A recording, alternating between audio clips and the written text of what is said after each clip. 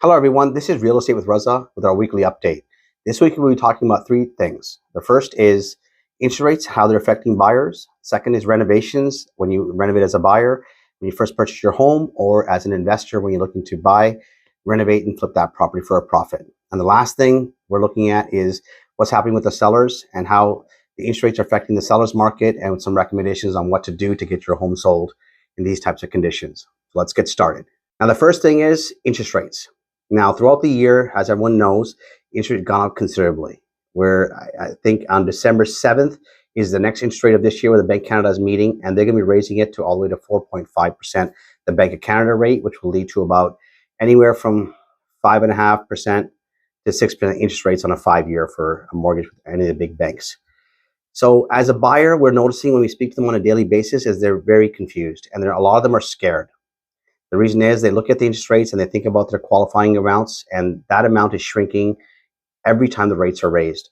But the good news about it as a buyer, especially as a first-time buyer, is you want to buy a home. It's better for you with a higher rate and a lower price. The reason being is if the price is lower, that leaves room for equity growth down the road. And also when you renew your mortgage, let's say in 3 to 5 years, there is a possibility that the rate will be lower. So you'll be renewing at a lower amount with a lower purchase price, which works greatly in your benefit. Now, on the flip side, people who bought homes with really low interest rates and really high prices, let's say 3 years ago or 5 years ago, people don't realize the prices were still considerably high, not as high as now, but they were high. Now, those people, they have mortgage rates of 2.5%, 3%, 1.5%, 1%.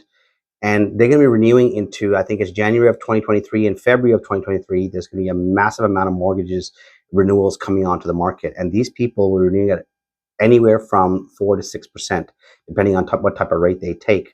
That's going to really dig into their pocket. Their mortgage payments are going to go up considerably.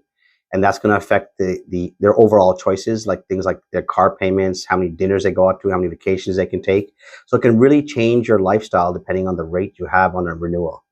So keep that in mind as a buyer, as a first-time home buyer. Right now, even though the rates are higher, it is a much better opportunity to pay less for a home with the higher rate.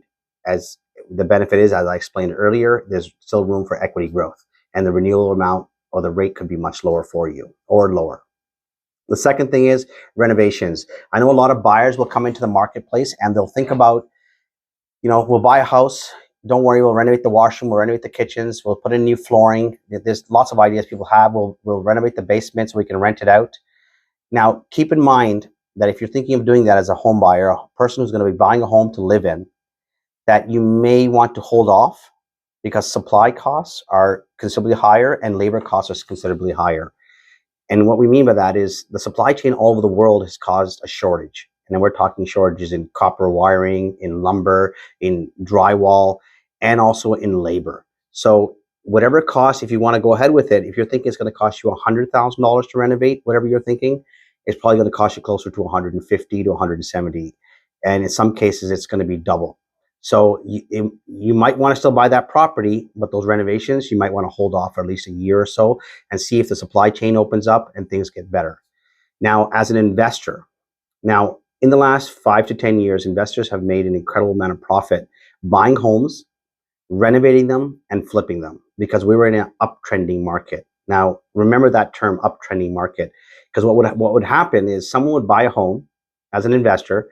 They would put the minimum amount of renovations. They wouldn't even do a good job. And because they were in an uptrending market, the price went up. It didn't matter what renovations they did because the rates were going lower, the prices were going higher. So people were making incredible amounts of profit putting little renovations into it. Now, we're in the opposite situation now. We're in a downtrending market. And what that means is if you look at throughout the year of 2022, prices have come down considerably. So if you're an investor and you have to renovate a property, you're going to be putting in premium prices. You're going to be putting in premium prices into supply costs and labor costs. And if it gets dragged out, let's say your renovation you're planning to do, get it done in 2 months, but it took 3. It took 4 months because labor is becoming a major issue. Some people who take multiple jobs because there's such a high demand and they're not completing the jobs on time. So you're not only paying as an investor more money to renovate your home, because of labor and supply, it's taking you longer, and you're in a downtrending market, downtrending. So down the road, after you have your home renovated, with all the costs it takes to close the transaction, to renovate it, get it back on the market, pay the legal fees, pay the realtor fees, and get everything done, the market could actually trend in a way that you don't make any profit. Now, our team has strategies where we focus on certain neighborhoods and certain types of renovations to get done to get the maximum return on your property. So if you're thinking about doing something like that, reach out to us and we will definitely give you our suggestions. And the final thing we're going to talk about is home sellers. Home sellers are in a different mindset, different predicament. They've been in a situation where for years and years, every time they would list their home, it would sell within 15 days. That was the norm. Some homes will sell in 7 days. At the beginning of this year, homes were selling in 12 hours with the frenzy that drove the prices higher. So as a homeowner, and you want to go on the market because you have to sell, and now who has to sell? It's usually people who are got a job transfer, their family has grown, the situation has changed, they're looking to upsize, they're looking to downsize, their kids are traveling, they've gone to Western University, so the parents want to move maybe closer to the west end of the city to be closer to their kids. Whatever the reason is, there are always going to be a certain amount of people that have to sell. Now, if you're one of those people and you're in a market and you see that there's in your neighborhood, there's 2 or 3 homes in the market, you need to check how many days they've been on the market on the MLS. Have they been on the market for 10 days, 15 days, 30 days? Whatever the case may be, that matters. Because those homes in your neighborhood, the homes that are similar to yours, are sitting on the market for that long, and then you just decide to list your home, and all it is another home on the market. So now there's 4 properties for sale in your neighborhood. If yours doesn't offer more value, and value, what we mean to a buyer is really, is your home more upgraded? Does your home have certain features and benefits than the other home? Or is there more value in your home? Is it similar to the other homes, but it's priced a little bit better? So these are the type of strategies you want to look into. And again, you can reach out to us and we can give you some suggestions on what we would recommend you do to make sure you get the best value for your home. Because in a downtrending market, if you decide to hold off, you could be in a situation where, let's say we could have got $850,000 for your home or $1 million for your home. In 6 months, wherever the market's at, we'll only be able to get you, let's say if we could get you $1 million, we can get you $950, because that's what the market conditions are saying. So in that type of situation, make sure you have a good strategy, you speak to the right realtor, and you put the right plan in place to get your home sold for top value during the current market conditions.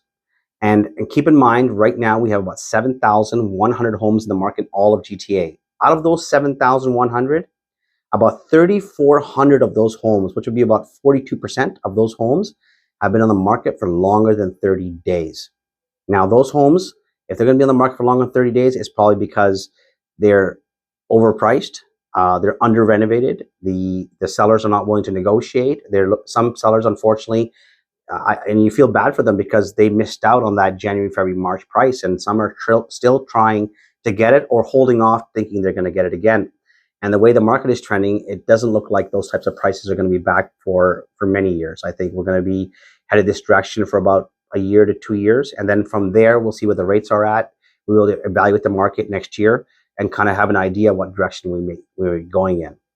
If you guys have any questions or want to discuss something specific, there's a link below. It's a chat link, and you can book an appointment where you can speak with me directly or one of our team members who specializes in whatever question you have.